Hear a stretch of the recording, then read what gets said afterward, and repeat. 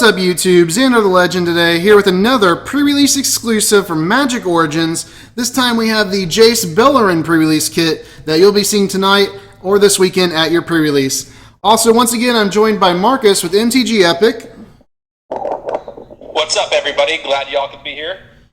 And with that being said, Marcus, let's do this. What do you think?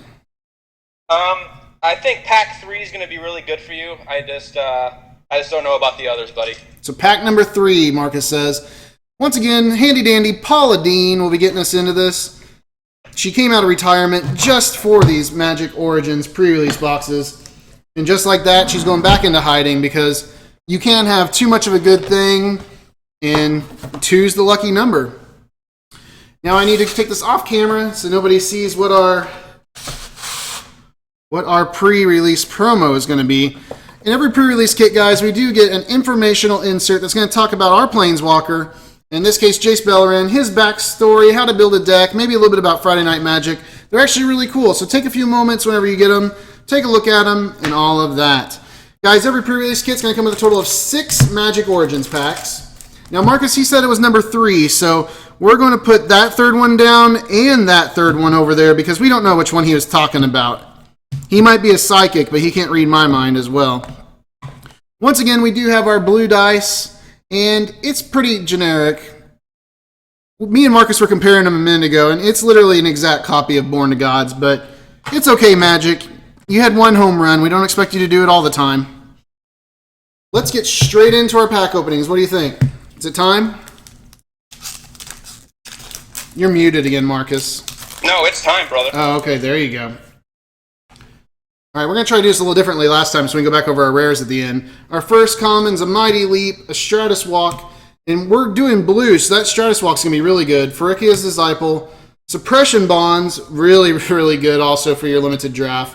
Veteran Sidearm, Fire Fiend Elemental, Undead Servant, Scrapskin Drake, he's all right. 2 uncolored and a blue for a 2/3 with flying. His problem is he can only block other creatures with flying. Vine Snare, Swift Reckoning. Our first uncommon was Swift Reckoning. Wow, I got tongue-tied there. Our second uncommon is the Foundry of the Consult. Pretty nice if you want some 1/1 colorless Thropters later in the game. Our last uncommon is a Blightcaster. Huge bomb for black. Sadly, we did not see this in our Liliana pre-release kit, because for 3 uncolored and a black, we get a 2/3. But most importantly, whenever you cast an enchantment spell, you can have a target creature get -2/-2 until end of turn. So you can double enchantment, and you're basically getting a languish on one target. I mean, this is a bomb. If you get this, it does almost start to force you into black. Oh, our first rare. Let's make sure Marcus can see this. This is a Mana Gorger Hydra. This is one of my predicted cards of one of the better cards on the whole set. I think if you should get a play set, now's the time to do it while they're at $2. I think this could easily be a $10 to $15 card, depending on the deck. He's 2 uncolored and a green for a 1/1 with Trample. All right, that's not that impressive, but whenever any player casts a spell, you get to put a +1/+1 counter on the Mana Gorger Hydra. Keep in mind, this is every time they cast a creature or anything. If you get this guy out on turn 3, he will get big quick. Very solid rare. And we also pulled a premium foil card of Cosmic Caterpillar. And honestly, I've never seen this card until just now. 1 green for a 1/1. You can also pay to sacrifice him to destroy an artifact or enchantment. So he might actually be pretty good. If I was playing green, I'd probably put him in my deck. Swamp and a token. An informational insert card, at least. Kind of the same problem we had last. Not a bad pack 1. That's not a bad pack 1. You're exactly right. I feel pretty good about that pack. Pack number 2. I'm feeling like this is the box. I think some serious magic's going to happen. Act of Treason, Celestial Flare, Yivas Formage, Maritime Guard. Maritime Guard's alright. I don't know if I'd play him in this or not. Reeve Soul, once again, black removal. That's really good. Dreadwaters, I don't think we'd play that. Rox Maulers, very good for limited. If you're playing green, you want to be playing him. Kythion's Tactics is really good for white. Evolving Wilds, we've all seen this. It's the same artwork. I don't ever use those. Titan Strength, really nice if you're playing red. First uncommon's a Meteorite. Second one is Eyeblight Massacre. It's pretty good. It's a removal spell for non-elves, but we're not playing black, so. Last uncommon is Thopter Engineer. And our rare or mythic in this pack is going to be a Hangerback Walker. It's an XX00. It enters the battlefield with X +1/+1 counters on it.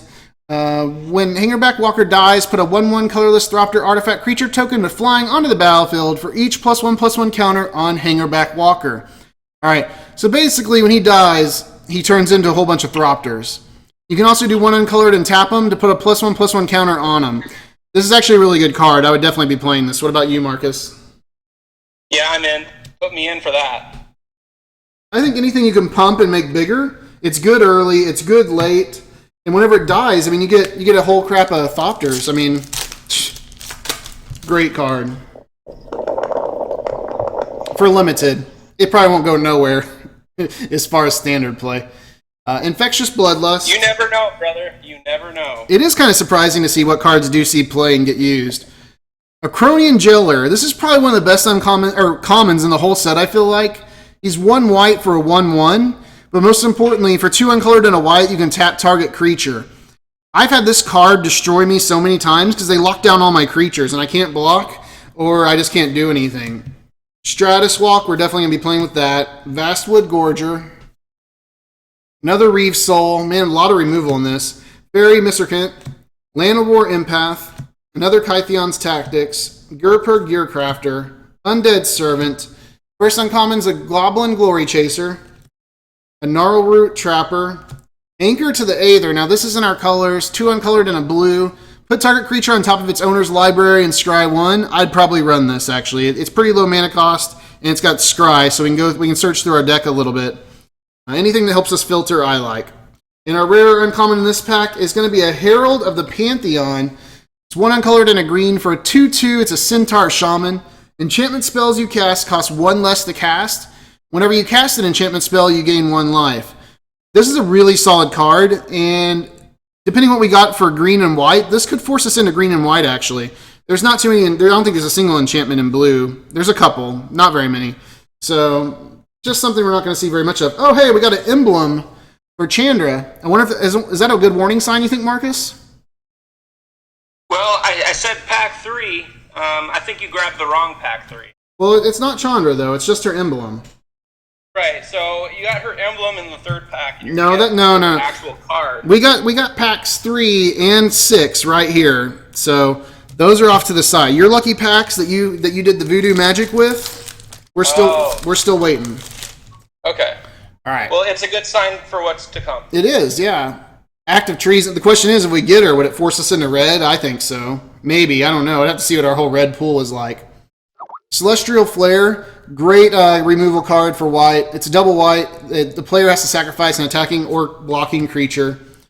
Thornbow Archer, or Thornbow. Volcanic Rambler. Artificer's Empathy. I'd run one of these. It's 2 uncolored and a blue. You can draw 2 cards. If you control no artifacts, you have to discard a card, though. It's a one of. I don't think I'd run too many of those, depending on how artifact heavy you are. Timberpack Wolf. Boggart Brute. Alchemist Vial. Unholy Hunger. Topin Freebraid. Very, very solid white card. Getting into our uncommons, the first uncommon is going to be a Sky Snare Spider. Gather the Pack. We got a lot of green. Turn to Frog. We definitely run this for 1 uncolored and a blue until end of turn. Yeah, target creature loses all abilities and becomes a blue frog. He's a 1/1 frog. And our rare or mythic in this pack is a Molten Vortex. I'm not sure I'm going to play this card too much. This is Marcus, this is the one that's 1 red. It's an enchantment. And you can pay a red and discard a land card, and it does 2 damage to a creature or a player.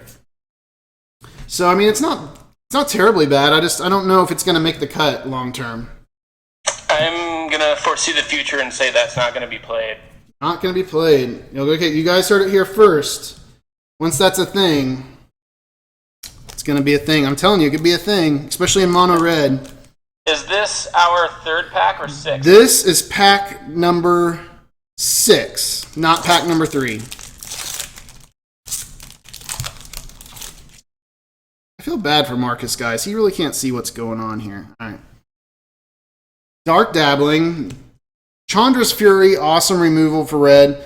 4 uncolored and a red. It does 4 damage to the target player and 1 damage to each creature they control. There's a lot of like 2/1s and 3/1s and 1/1s. This is actually a pretty solid card.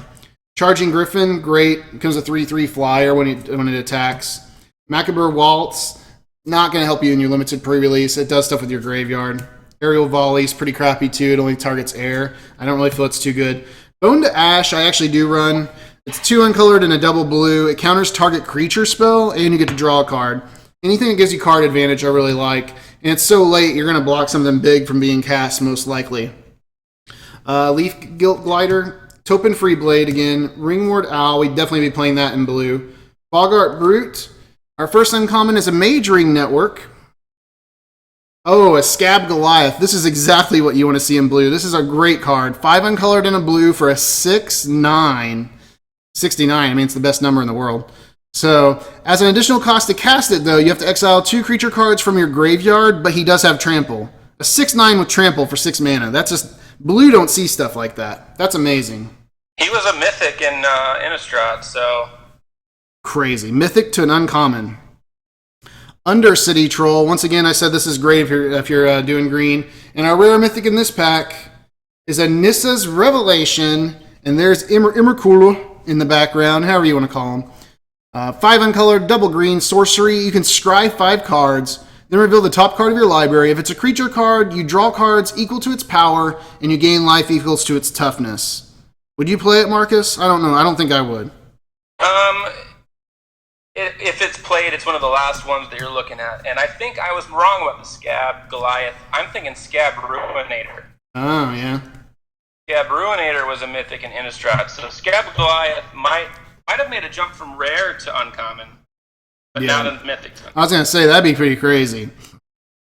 I don't think I'd play it. 7 mana and limited, just really hard to get out. But guys, it's pack number 3. This is the one.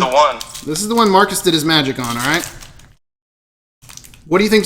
You did the magic. What's in here? What's waiting for me? It is a Planeswalker. Not sure which one, but it's going to be good. So you could feel the power of Planeswalker, but it wasn't strong enough to know which Planeswalker it was. Yeah, well, I'm still pretty new at this. It could be Jay. I can tell you where the Tarmogoyfs are, but I don't know about Planeswalker yet. It's probably Jace then. If you can't sense them, that sounds like a Jace thing to me. That would be badass. Infernal Scarring's our first. Ooh, Dragon Fodder. They went back to the original art. Love it. I mean, I just love it. Dragon Fodder's so good. Negate would definitely be playing that. Aerial That's Volley. why I couldn't tell, is because Negate was in there. Because Negate was in front of him. Calculated Dismissal. Oh man, you cracked me up. Land of War Empath. Enlightened Aesthetic. Fire Fiend Elemental, Rabid Bloodsucker, another Scrapeskin Drake. So we'd have some pretty strong flyers. First uncommon is a Warhorn. Second uncommon, Thunderclap Wyvern. Okay, I don't know if or Wyvern. I don't know how you say that exactly. Marcus? Maybe Wyvern. Wyvern. Okay, are you familiar with this card, Marcus? No. All right, this is 2 uncolored and a white blue. So this is going to force us to go into white for our side color. He's a 2/3. So he's not too good, right, for the mana cost, but he has Flash, he has Flying, and every other flying creature you control gets +1/+1. Yeah, that's a good card right there. I love him. I got lucky and got 2 of him once, and I ran both of them, and they were just, man, being able to flash and block a early flyer, and, oh man, he's so great. Last uncommon is going to be a Ram Roller. This actually isn't too bad for limited. It's 3 uncolored for a 2/3. It attacks each turn if able, and also it gets +2/+0 as long as you control another artifact. So if you're running artifacts, he's pretty good. All right, it's time for the magic. Marcus, this is it. This is a mythic. This can't be a rare. It has to be a mythic Planeswalker. And he's much better at finding the Tarmogoyfs, everybody. Because this is... Now, if I was going to ask for a rare, this is one of the better ones, though. This is Chandra's Ignition. 3 uncolored, double red. I knew it had to do something with a Planeswalker. Oh, yeah. Target creature you control deals damage equal to its power to each other creature and each opponent. It's pretty good. I like it. I'd play it, but not in the pre-release. All right, guys. Before we go into our seeded pack that everybody's waiting to see, if we pulled a foiled flip Planeswalker, an FFP. Everybody knows it stands for FFP, don't they, Marcus? Right. Exactly. This is a great time. Hit subscribe, hit that like button, leave me a comment down below. Let me know what you liked. Let me know what colors you would have drafted for this pre-release. I'm saying probably blue-green. I don't think I would have went blue-white, but I'd have to take a look at the other cards. It's definitely blue-green or blue-white for me, based on what we pulled. Also, speaking of Marcus and MTG Epic, we mentioned the Tarmogoyf thing, and the reason we do that is he has the one, the only box on all of YouTube that has 4 Tarmogoyfs that came out of it, and most importantly, if that wasn't enough, he doesn't have a single Comet Storm out of 24 packs of Mythics. It's never been done before, Marcus. I mean, how excited were you when you opened that? Well, it's a one of a kind. I was excited throughout the whole thing, but once I realized there were no Comet Storms, I knew that magic was definitely happening. I think you cried. Didn't you cry? I did cry. That's a man, ladies and gentlemen, that's a man right there. He's not afraid of his feelings. He will cry whenever, I mean, I'd probably cry too. And he gave them away to people. You didn't get to keep them. Oh, I know. That's the greatest and the worst part. At least he's honest, guys. I'd say that's the worst part. I would never say it. Well, I don't know. It's cool. I almost got one, except for I just don't ever have good luck. First card is a Water Courser. I don't know if I'd play him or not. I've never really drafted too much blue. It's just not too good for, I don't feel like. And that's probably why nobody's really signed up early for blue with the limited pre-release either. Claustrophobia, this is pretty good. 1 uncolored, double blue. Enchantment Aura. When it enters the battlefield, tap enchanted creature. It doesn't untap it during its controller's untap step. I mean, it permanently locks something down. Separatist Void Mage, he's pretty good. Man. Actually, he's not pretty good. He's really good. He's one of the bombs, I feel like. 3 uncolored and a blue for a 2/2. But when he enters the battlefield, you return a target creature to its owner's hand. Awesome board control. Pro tip, play blue. Aspiring Aeronaut, 3 uncolored and a blue for a 1/2 flyer. When it enters the battlefield, put a 1/1 colorless Thropter token onto the battlefield. Pretty good. I mean, 4 mana, you get 2 creatures. Sadly, it's only like a 2/3 equivalent overall. I'd run it, but he's not like one of the better cards in the set. Jacearian Thief. Oh my gosh, Marcus. Hydrolash is a 2 uncolored blue. Attacking creature gets -2/-0 until end of turn, draw a card. Ladies and gentlemen. Oh my gosh. Ladies and gentlemen. His magic worked. We got, Jace, Planeswalker foiled. It happened. I knew it would work. That's why he couldn't sense it, guys. He was in there. He was in there. Wow. That shady bastard. Wow, Marcus. You might not have pulled Tarmogoyf for me. He uses powers against me.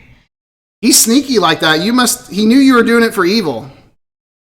So let's go over. We get to use the flip card with this one, guys. That's just awesome. It's so. Here, wait. Quit touching him. Quit touching him, Zandar. What are you doing? He needs to be protected. No touchies. He needs to be protected. He needs to be protected. Man, we're going to need some shares on this video, because this could be the first opening of a foiled Jace on all of YouTube. This is Jace, Vryn's Prodigy, 1 uncolored and a blue for a 0/2. He's a puny little guy, but don't worry. We all know Jace. He's insane. You can tap him and draw a card, then discard a card. If there are 5 or more cards in your graveyard, exile Jace, Vryn's Prodigy, then return him to the battlefield, transformed under his owner's control. And bam! He flips over to Jace, the Telepath Unbound. A Planeswalker with 5 loyalty. You can +1 him. Up to 1 target creature gets -2/-0 until your next turn. You can -3 him, and you may cast target instant or sorcery card from your graveyard this turn. If that card would be put into your graveyard this turn, exile it instead. Or you can -9 and ultimate him. You get an emblem. Whenever you cast a spell, target opponent puts the top 5 cards of his or her library onto his or her graveyard. Beautiful, beautiful foil. I cannot believe that happened. Yeah, just go ahead and send that to me. The mailbox opens up. Just tomorrow will work. You know it. He'll planeswalk to you, bro. He don't got to wait for the mail. Now here's the question, and this is the question I know everybody on YouTube is going to be asking. Do you play him?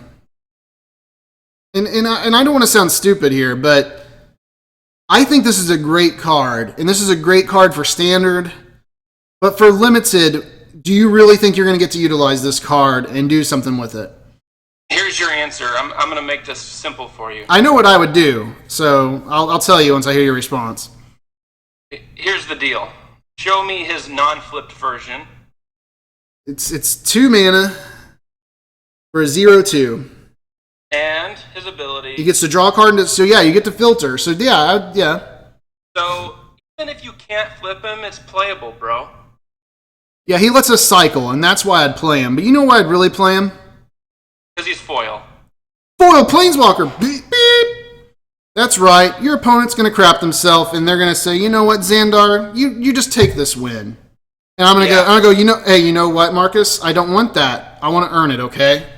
I like to earn my wins, but I appreciate your respect for foil Jace.